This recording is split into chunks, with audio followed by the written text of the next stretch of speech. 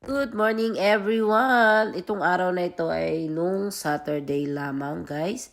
At ginanap ang birthday ng aking biyenan. Siyempre dito sa kanyang bahay. Wow! Ayan. Super gaganda ng kanyang mga bulaklak dyan. Para lang mama ko mahilig sa bulaklak.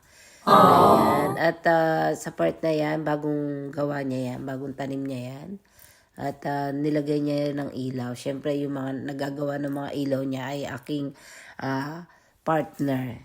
Tapos, sa part naman ito, talagang as in, ang lapad niya, guys. At kapag nga pupunta kami dyan, maglalaro pa kami ni Joshua, tennis pa kami dyan, mga ganun. Kasi ang lapad talaga ng kanyang garden. Parang nasa park ka lang. Ganon. Tapos itong bulaklak na to, ayan, kumuha ko ng kapraso niya at umuwi ako sa bahay. Tapos pinaugat ko siya hanggang sa napatubo ko na siya ngayon. At na yun, nilagay ko siya sa paso namin. As in, ang ganda ng bulaklak niya, 'di ba? Color pink. O, 'di ba? At saka makikita mo, buhay na buhay yung mga halaman. Talagang refreshing talaga yung makikita mo dyan. So, maglakad ka ng konti dito. Dito sa part na to ay banda dyan, nakalagay ang malaking swimming pool.